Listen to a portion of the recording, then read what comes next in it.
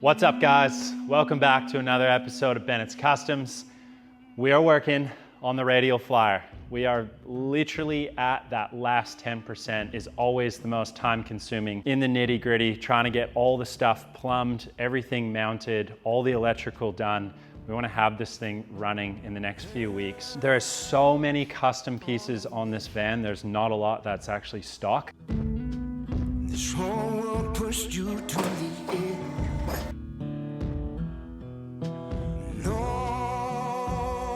Nobody knows.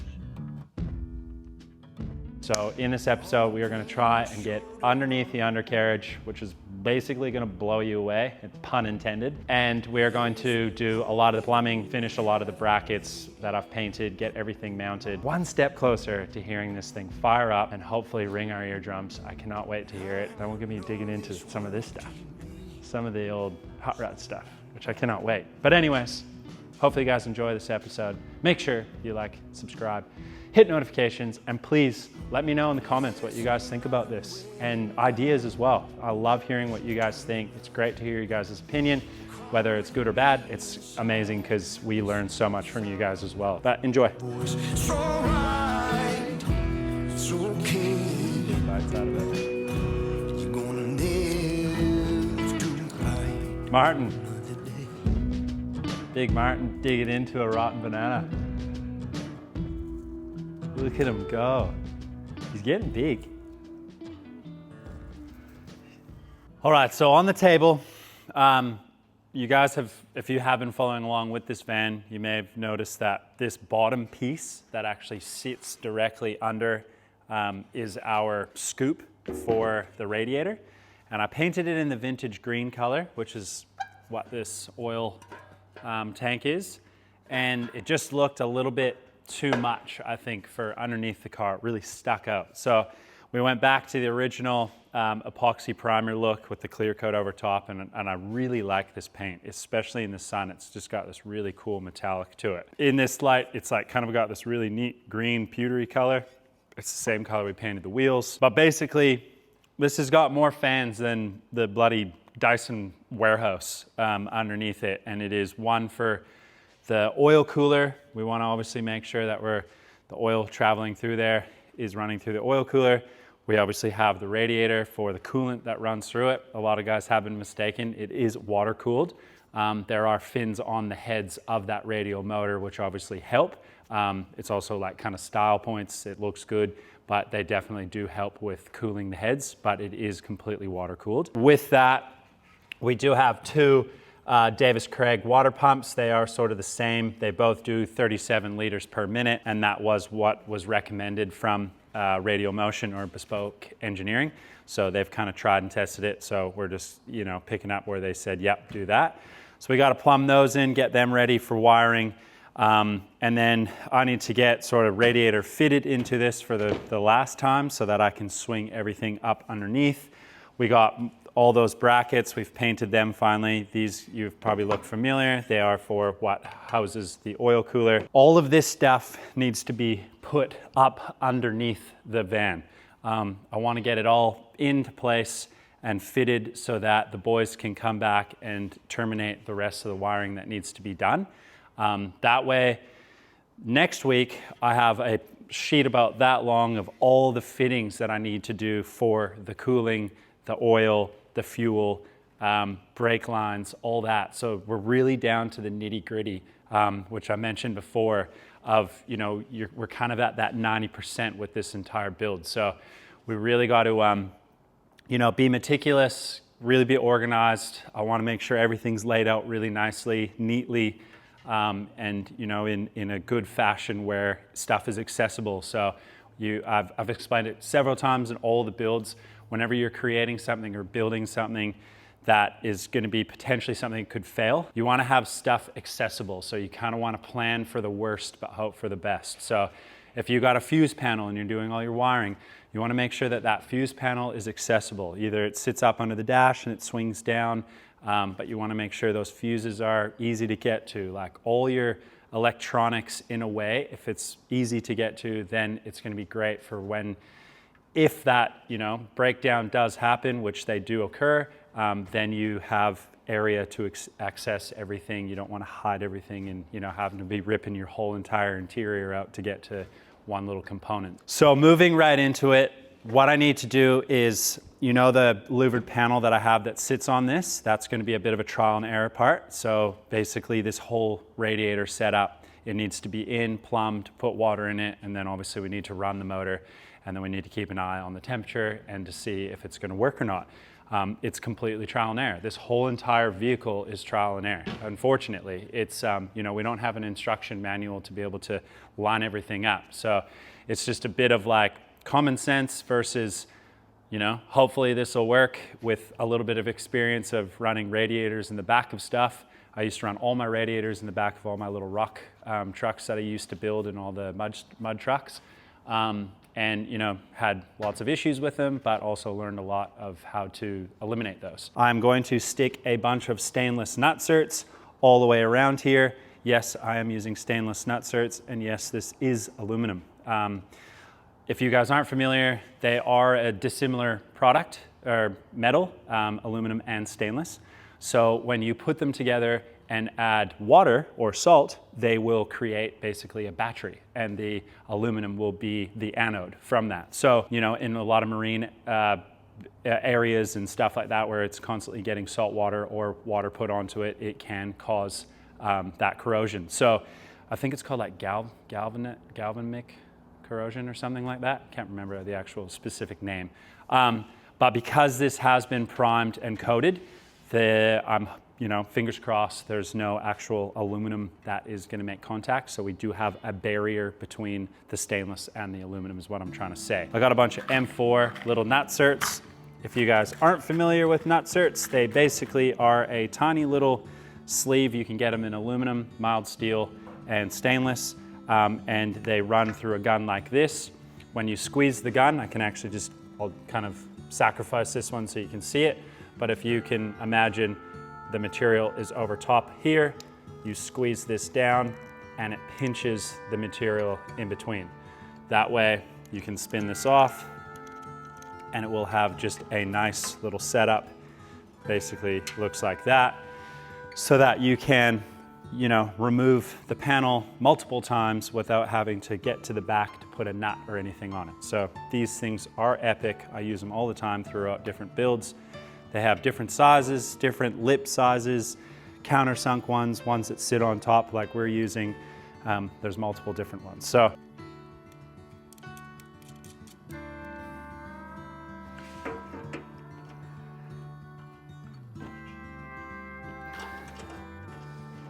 with these two, I think like for a small detail that might potentially be overlooked, and it's not a massive one, but that's kind of lifting up a bit. I need to adjust this slightly. Just pulling it through. Is when you're painting them and then sticking them in, you could either put them in, especially if they're a little bit bigger, you can put the threads in and then paint over top of them, like I've done here. So these ones are slightly larger and they've just been painted. I do really like the look. It's probably just one of those details that no one would ever notice, but I do like the look of them being installed after the paintwork. It's just sort of one of those tiny little things. You know, if like you put something together and you got a really nice stainless bolt and then you just see someone spray over top of it and it all kind of blends in. Sometimes just one of those small little details like that sort of goes a long way. It's not crucial, but it's yeah, just something that might look a little bit nicer, you know.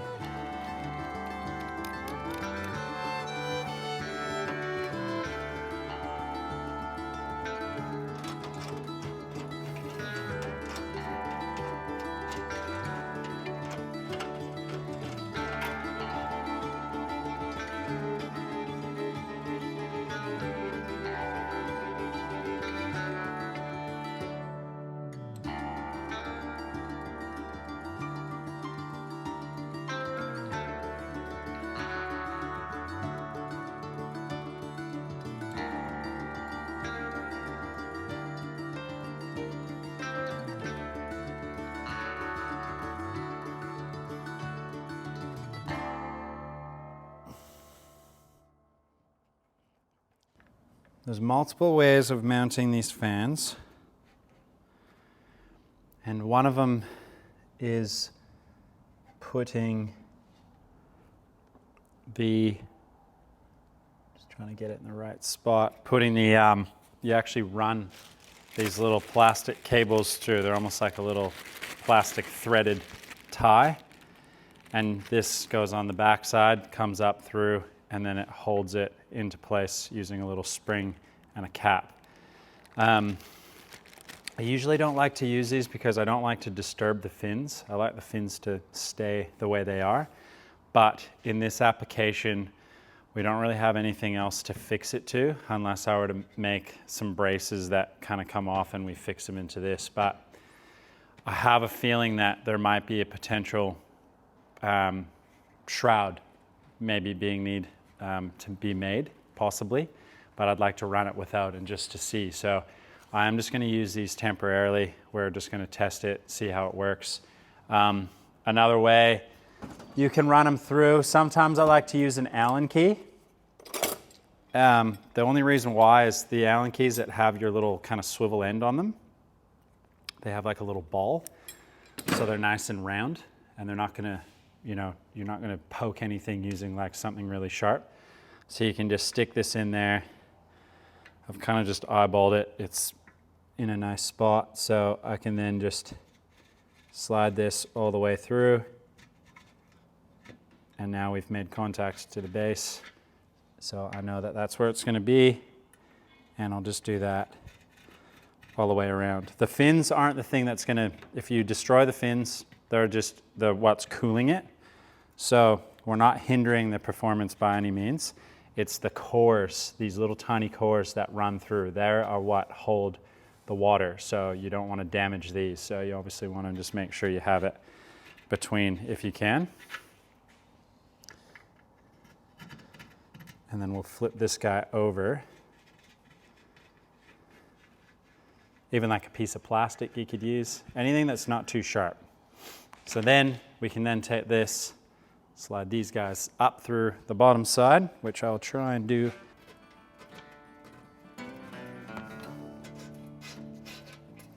Like so. And this is purely just in the fact of if you are going to mount the radiator this way. Again, a shroud probably is a little bit more efficient, but we are going to try, see what it does. Stick our little spring on there. I think you can run these either way. Run them down. That way's better. Down the base. Might try it that way.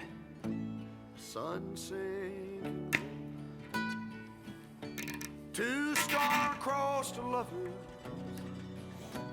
in the still melting snow, where the loving was easy and the courting was free. And I called her. All right.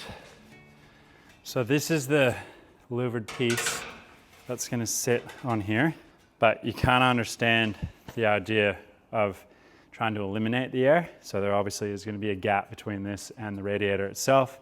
Hopefully with the fan blowing it out, it's going to blow the air.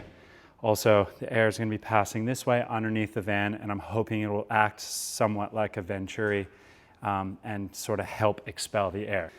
But that's, again, just a theory. Whether or not it'll work is a whole nother thing. Frame rails, this is the big lip that hangs down, and hoping that we can get some air up into there. This guy sits obviously like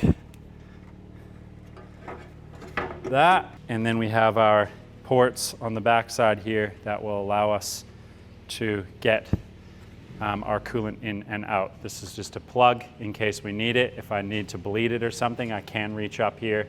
We can crack this to bleed it until we get all the air out. That's the biggest thing, is trying to get all the air out of all the areas throughout the whole thing. There's going to be a few sharp turns, unfortunately, so we just need to make sure we're sort of doing it the right way. Right, so another thing that I was thinking about doing is just putting a flat piece of aluminum that is primed along the bottom here, and then kind of roll it down and like even roll it down and bend the edge, and then we can fix it into here. Now, the reason for that is that I'm hoping the air just won't get disturbed by any of this. So if it's nice and clean, that maybe it'll be a little bit easier. So the air is going to obviously, that's why we've modified this cross member. We've lifted it up a bit. Also due to the cross members in this thing were paper thin and totally rotted out, if you guys remember when we did those.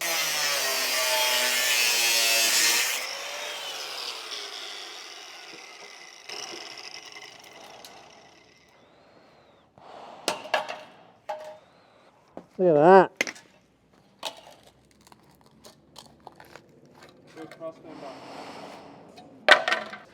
And then when we put these boxing plate pieces in too. So we have lots of plumbing running down the sides, but then, you know, the air coming past would then travel in, and then it's got nowhere to go. This is all sealed. So that's why I was hoping that it's sealed. So hopefully it'll be forced to go through the radiator. But prior to doing that, I just want to test it because I do like the idea of these windows being open just in case the air does get trapped and it needs to go somewhere. I don't want it to get stuck and sort of create like a, I don't know what you'd call it, like an airlock or something that would just sit there and the air actually doesn't get pulled through. Another thing you may see is we have this cable that runs up into the firewall. That cable has a little red handle on it, and that handle is a decompression valve. Because this 3-cylinder, those 2 cylinders are sitting upside down, the oil that gets past the rings has to go somewhere. You can't just start it, otherwise you'd basically, you know, if it was water, you'd hydrolock it. So you'd bend the con rods that would be connected to the pistons. So the oil needs to go somewhere. So they've designed like a decompression valve, and it also allows the oil to go back into the actual bottom of the motor itself. So that runs through just like a mechanical box that you can see here. And then that just runs when you pull it. It obviously pulls this, which then uses the little levers on the heads themselves. So I made a custom little bracket that fits right to the bottom of the Subaru 5-speed transmission. And then it just sits right under it. And then these will end up being P-clamped or like a nice stainless clamp to our little engine cradle that we've created for this motor. That was kind of like one key ingredient that I wanted to make sure we had done prior to putting in the radiator, because I needed to drill the holes through the little cross member pieces to get this cable through, and I wanted it to look really nice in the cockpit or the interior. I call it the cockpit because it's, you know, somewhat of a cool aircraft theme. Now that we have it, obviously hanging this big thing here is our AC condenser, and this same deal, it's got 2 large fans on it, and that sits up in there, hoping that it's gonna be able to pull enough heat or enough air through. Both acting like pushers. The only puller is on the back where the oil cooler sits right here. That is a pull through. These are a push through, which means the fan is pushing air through the radiator, not pulling air the other way. Efficiency wise, fan pulling air is probably going to be better than pushing air. All fans sort of work a little bit better that way. There was actually one that was a larger setup, pulled way more CFM than the one that we have, but that one definitely pulls the most I could find in the catalog. I think it's like nearly 2,500 CFM or something like that. So it's a lot, you know, compared to your kind of cheap fan that you'd get online, maybe does like 1,200 to 1,400 CFM. So hopefully it'll be enough. But same deal, we got a little louvered panel, so we'll get that one mounted right after we get this one in. In the quiet of the evening, they'd steal away where the laughter would flow and the fiddle would play. Well, the folks called it wrong, but hell, it seemed alright in the sun-painted picture. I did. And the day turned to night. Come up on the hillside, we'll have a time. If you'll bring the kisses, honey, I'll bring the wine. Keep your So I'm heart just guard. pre-drilling the area where this will fix to, and keep in mind that this will be painted again, so we will seal up the areas that are now fresh steel exposed to the elements. This isn't aluminum, this is steel, so I do need to make sure that we keep it sealed, otherwise it will rust. You can use whatever type of hardware you guys want with stuff like this. I like to use like stainless hardware, and I like to try and keep it sort of to the era, I guess. One thing I was gonna say that I used was a little bit of just anti-seize, and I put that on the threads of our little nutsert gun. Sometimes these gum up. Stainless can be a little bit annoying with threads, sometimes if they're too tight or you're trying to pull a bolt off. So I like to put a little bit of Never-Seize on the threads of this so that when I put this in, I squeeze it. One, it's a little bit easier, adds a little bit of lubrication to pull the threads out. But two, when we go to actually put these in, it adds a little bit more lubricant as well. So just a tiny little thing that is a little bit of reassurance that when I know I'm going to put this little slotted countersunk stainless M4 bolt in, that once it's in there and I pull it out, it's still going to want to go in a few times and, you know, have a bit of lubrication to do so. There's a lot of pulling in, pulling out, a lot of lubrication in that. My mind's in the gutter. But anyways, again, with hardware, I love using flathead or slotted head hardware. And with these guys, I'm using sort of a cup washer that sits down, and then it's got the little slotted head. So when they're in there like that, they will look something like that. Again, you could use whatever you want. You could use some Allen heads or some dome head, whatever, but I just really like the look of them. I think they're very timeless. They sort of stick to the era a little bit more, you know, but use whatever type of hardware you like, whatever fits the bill, you know, whatever you're building. I just always think, I say it a couple times in videos, I just feel like hardware can be something that can be overlooked without knowing. But if you want those little details that count, that people are really going to notice, definitely try it. You can imagine, obviously, air is going to be pushed through this part of the radiator, and then I'm hoping once we stick this guy up on there that it will pull a little bit more too. This also protects the radiator too, so in case we drive over a small, cute Labrador.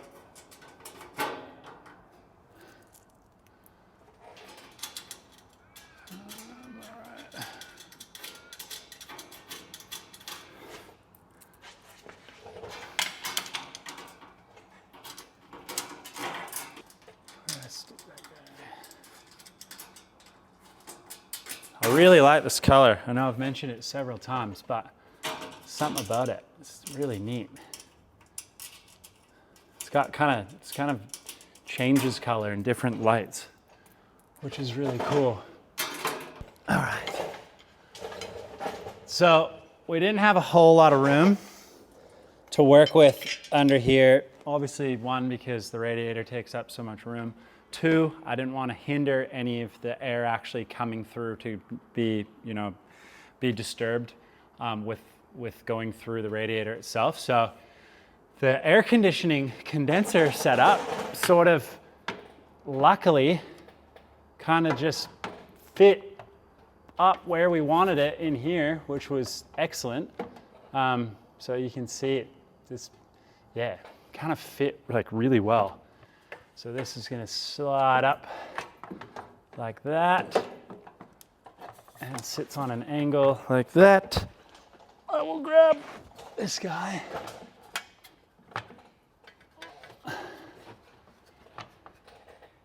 How did I have this? Just like that. believe. This way.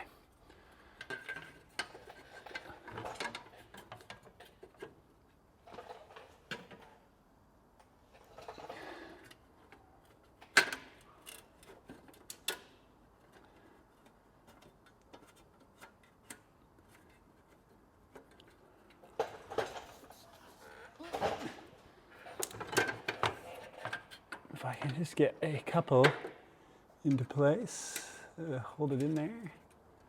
And this one, same deal, has a cover that sits over top of it. The great thing about this one too is you don't necessarily see it. It's really low profile.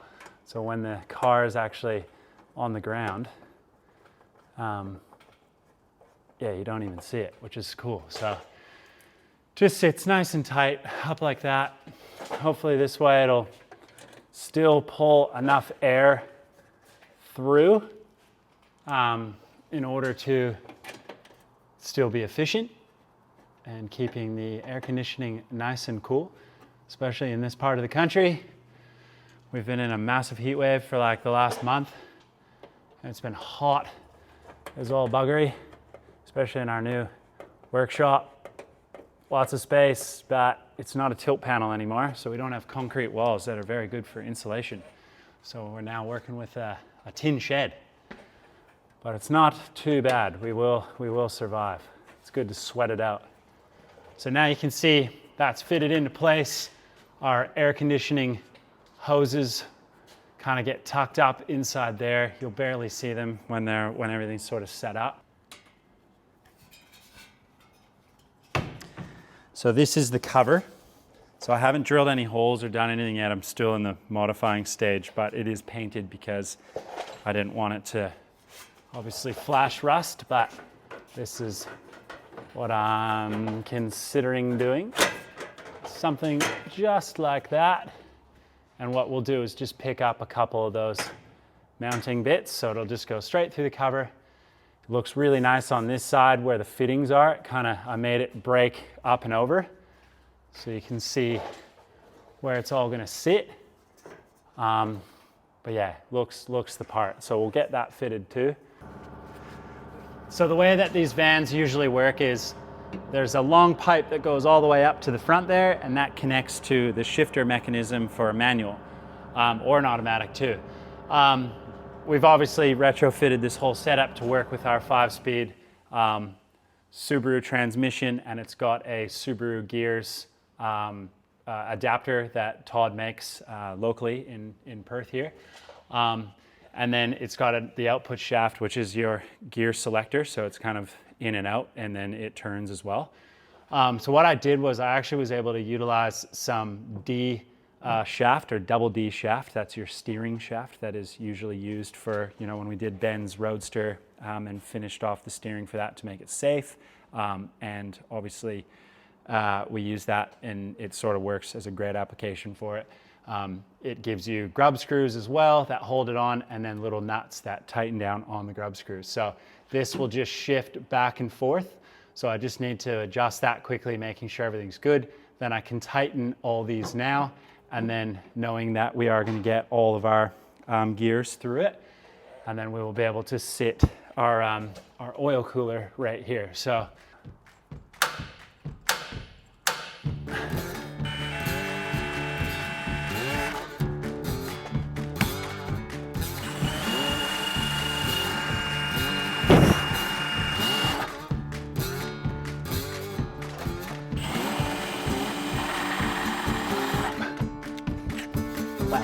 that's it.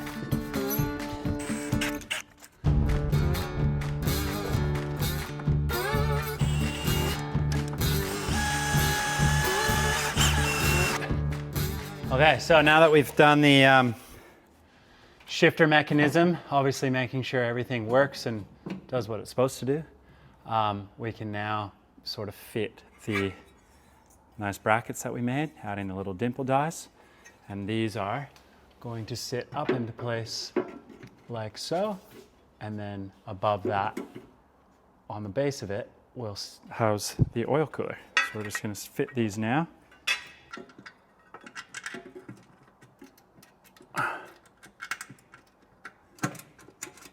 This is the great thing about using those nutserts, is we don't have to try and reach in behind here with a nut or up on top where we don't really have access. Those nutserts will allow us to gain access like so. Even with your brackets too, I always say, like, you know, anything you build, even if it's something you never see, put some creativity into it. Obviously you want some, you know, form and function, but there's no harm in creating something that you're proud of that you're never going to see, you know, like.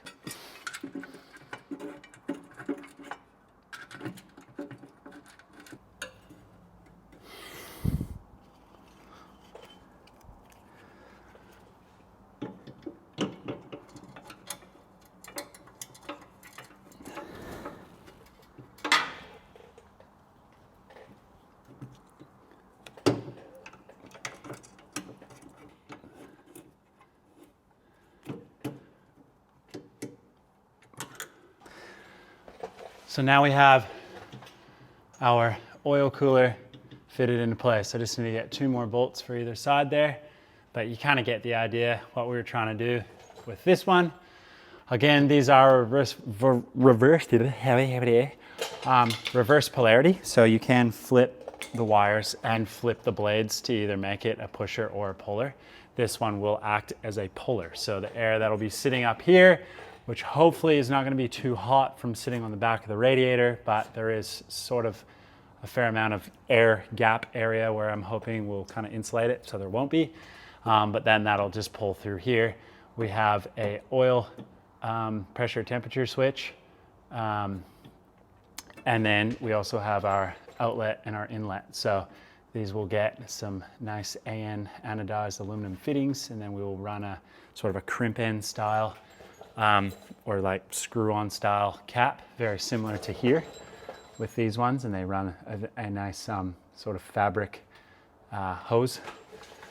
So we'll do that. These will run up into that oil cooler that we'll install next with our air conditioning unit that's down there. And then we can kind of start to plan out where our everything else is going to go. So again, just wanted to make sure we weren't going to have any clearances with that as well. Also the shifter. So, you know, another thing, I was just telling Ben before off camera, making sure that all those adjustments on the gear shifter or those linkages, those uni joints, you really want to make sure they're nice and tight. You can also use a little bit of Loctite as well. And that's just going to give you a bit of insurance to make sure when you're driving down the road, one of those lock nuts isn't going to back off and your grub screw is going to pull out. And then obviously you're going to have a bit of a failure. So you really want to make sure that you are attending to that prior to doing anything. But in the case that we were to have an issue with that and the shifting mechanism wasn't working very well, we can just drop these 4 screws, that pulls off, and then we have access to it. So even if the hoses are on and everything, there is still enough there. So that is a bonus. So we have our connections here already. I can actually just pop these guys into place so we know where they're gonna go and we can eliminate them afterwards. That is the wrong plug for that one. That is the wrong plug, so these are not for that. They are actually the transmission one. I'm just kidding. Haha. Okay, so let's work towards the back now. So we got our condenser fitted, radiator fitted, oil cooler fitted. Again, that's what I was mentioning about all the fans. There's so many fans under here. This thing could basically, it's gonna help it take off, but like, you know, vertical, not horizontal. So this thing will probably fly, you know, moving forward, and then all of a sudden these will all kick on and the thing's going to take off like a proper airplane, which would be good. All right. Even though that's not an airplane, think so? Huh? Even though that's not an airplane. Like a helicopter. All right, so this is our electric compressor for the air conditioning unit. So this is a wicked little setup if you don't want to run your air conditioning like set up on the front of your car. So traditionally they would sit on the front. It would run a pulley that would then run through. You'd usually have power steering and the rest on there. But this is a pretty big unit to be slinging off the side of the motor. And as you know, we don't really have that option on this motor, nor do we have the space. So Next best thing is an electric setup where you can literally put this anywhere as long as you can run your air conditioning lines to wherever the point of this would be. So usually if you had a nice car that you were making but you wanted air conditioning for a bit of comfort, then this would usually sit in the somewhere down in the below the engine bay so you don't see it, or in the back trunk. So on ours, it's in the engine bay, which is still essentially the back trunk. But we're gonna fit this guy, because once this guy's fitted, I can plug in all these wires, they're done.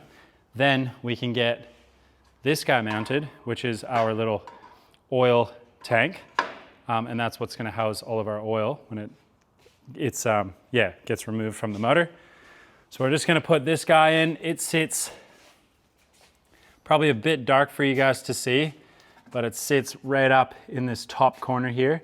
And you can see these are our air conditioning lines here, and they will kind of get nicely routed around, and then we have those nice panels that we'll be putting on either side, so you'll actually not see any of this. So, but again, one of those things that we wanted to do. I wanted to make the bracket look nice, but also be sturdy. You know, these things do make a bit of noise, so you want them to be insulated. So we have these rubber mounts that they come with, and that will just help with the vibration. So I'm gonna try and sling this guy in. It bolts in from the inner wheel well, So I'm actually gonna stick it up in there now.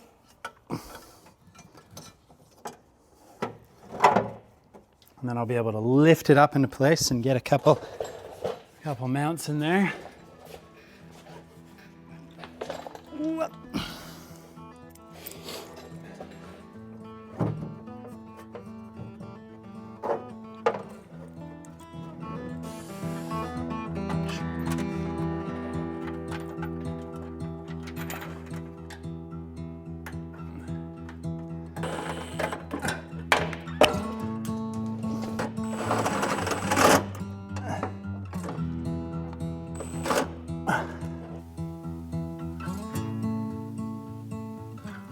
This isn't an overflow bottle. This is purely an expansion tank. So the radiator cap is actually on the top of this. So this is what is going to pressurize the system. That way, when we run this, I just thought about a thermostat. I wonder what these things run for a thermostat, or how they even run it. Interesting. That's for another day. Anyway, so these are an expansion tank, and what this does is it brings up, so I was explaining about trying to get the air out of your water system or your cooling system. So obviously, if you leave air in there, air will boil, it will cause a lock, and it will eventually get so hot that it will overheat part of the engine, or it'll create sort of a locking system. This is going to try and eliminate that. So by us mounting, say we just mounted it right here, we're not going to, but hypothetically speaking, now the highest point of this entire system is right here. So even if we had to sort of lean the car, like what I've done with my four-wheel drives, I've had to put them, you know, with a four-wheel drive, you don't care too much, but I'd have to put it into a ditch so that obviously gravity would pull all of the bubbles or air that is in the system all the way out to the back. So by having this up here, now the system, we can actually purge it. So with that little the little plug that I have on the top of the radiator, I can actually open that up. We can fill the whole thing full of coolant, and then we can get it to a point where it's going to, you know, eliminate all of the air. And then this is where we'll actually fill from. So it'll come in, and basically it'll just go one in, one out, and this will just be in part of the series. So the series will come whatever way it comes in, and it'll come through this. That way, then we can actually have a radiator cap on it. It's a pressurized system, and it is the highest point of the car. So what I'm trying to do in here is I'm actually just trying to figure out where is going to be the best place for it, how it's going to mount. You know, like, could we put it on something that we could pull out and be able to crack it, or does it need to be fixed in a position? Can we reach up there and get the radiator cap off if needed? Then, you know, filling that up, is that going to be a pain in the butt? But we obviously want to try and have it higher than the cooling system. Having said that, the in and out is actually down here. So I don't exactly know how high up the cooling system goes into the head, but I'm assuming it just sits down here. So as long as it's sort of above, say, the bottom of the intake or the injection setup there, then we should be okay. So I'm just trying to figure out best scenario for that. We could also just do a hole like I've done for the fuel sender. I've put a hole in the floor and then it's under the carpet and everything as well. So you still can access it, and just in case we need to get the sender or the inline filter out of there, it's still very accessible because, again, with that fuel tank can only come out if the motor is dropped out. So that means we have to disconnect a lot of things to get that fuel system out. So that was the one thing that we had to make sure that was going to be proper and in the best spot in order to make this work. So I got two different options, and I'm basically just trying to play around with like different ideas, what's going to be better. I mean, this one definitely fits a little bit better. And it also holds a little bit more water, which is not a bad thing. A bit more water in your system is good. We are ticking boxes. This is the nitty-gritty part of this project, and all projects, when you're trying to figure out how to plumb everything and put it all in the same spot. All right, so both water pumps are mounted now. We did use those nice slotted head stainless countersunk M6 bolts with a little cup head washer. So you know, kind of ties in. They're the exact same as what we've used here, but they are now fitted so we can get those wired in, and then I can start the plumbing once all the fittings arrive. Again, up into the front, we were able to get that cover on the condenser and really like the way that looks. So when it's actually down on the ground, you can barely see it anyways. But yeah, we got everything sort of in and plumbed. And then the biggest thing is we still need to do that expansion tank, but I am waiting for the radiator overflow. So the two different things, the expansion tank and the overflow. We need both. So once those are here, then I can make a little custom bracket, and it's probably gonna sit somewhere in the engine bay. I may even cut a hole in the top so you can actually access it when you open up into the interior, and I'll just make a little cover for it. That way filling it up and stuff would be a lot easier, and you can just flip the carpet up. It's all insulated and everything inside. So in the next episode, we're gonna be doing all the plumbing for our fuel to the motor, and then all of our oil lines to our oil tank, to the cooler as well, and then our water to the radiator, to the motor, and through the pumps. Once all that's done, then we can kind of check that major list off, and then we can move into the front of the car where we still need to set up the clutch pedal. We need to do the accelerator or gas pedal, brake pedal with the brake master cylinder, and then we need to do all the brake lines and the slave cylinder line as well. So all that's done, then sort of mechanically underneath, this thing is spot on. So all the steering will work, all the brakes are going to be brand new. Absolutely everything under the car is, you know, either reconditioned or brand new, basically all brand new anyways. But yeah, so, you know, this is kind of that niddly fiddly bit that sort of, kind of takes the most time to do it. It's that last in any build, as soon as you get to that 99%, that last 1% almost takes longer than the initial build itself. It's crazy how long it takes to do this stuff. But I'm really pleased with the way it's turning out. We are so much closer to getting this started, and I can't wait to hear it. I also really hope that it helps getting cooled by all of our louvers that we've had in here.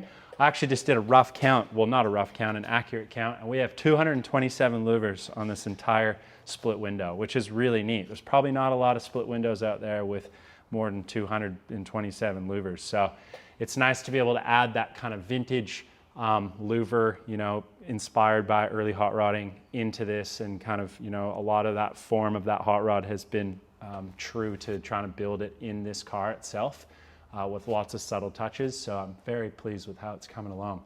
So it's not going to be long, maybe one, maybe two episodes more, and we're going to have this thing fired up, and it's going to be awesome, and it's going to be loud, and it's probably going to smoke the workshop out, but I cannot wait to hear it.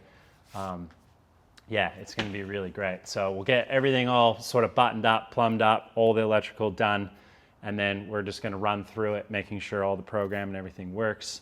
And then, we'll be starting this thing up. And it's kind of what everyone's waiting for. It's especially us too. We want to hear it so bad. So I think it'll be really cool. But anyways, hopefully you guys enjoyed that video. and we will see you next week on Bennett's Customs. And please make sure you like, subscribe, and hit notifications. And again, no push, but if you guys do want to support the channel in any way, please jump over to our website and purchase a t-shirt. You can, yeah, we got all different ones. We got a new graphic on there that I'm very proud of. But yeah, every one that kind of leaves from here, it's individually packed. It's like from us. We don't have companies that do it. We try and keep it very authentic. We use an incredible guy who does all of our silk screening. So nothing's printed. This is like the real deal. And then we pack it up and send it out. So again, probably there's been a lengthy period of shipping, but it's just so we can accumulate a nice bulk bit and get them out. But yeah, every single shirt that is purchased on there, it just goes a long ways. And a sneak peek on something.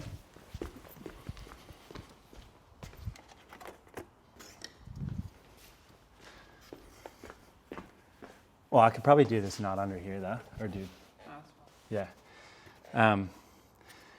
And a little sneak peek of something that has been in the works for quite a while that I've been trying to create with a couple of friends. This is a really neat license plate topper that will be casted, and we'll have ones that'll be polished and ones that'll just be like a doll. They use a really cool Lucas license plate light that has a really nice glass lens, so it definitely fits the era. And then we just have the little Bennett's Customs.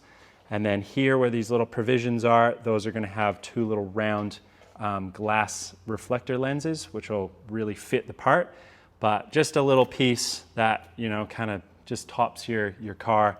We are making the little vintage devil that I did for the little Speedway, the little drawing that we did. I really like this little guy. So this is still in the R&D process as well, but you kind of get the idea of what we could create. So it's been a lot of fun learning, designing with a couple of my mates, and I cannot wait to actually get the final product, get it into some sandcasting. We're going to do that here. So that'll be in a future video, doing a whole sandcasting setup, and we're going to run through a bunch of things, and I cannot wait to see and create something that looks very much like this. But yeah, anyways, enjoy.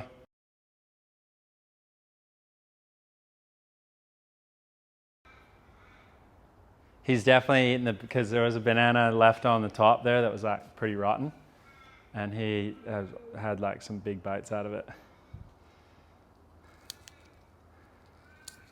Martin.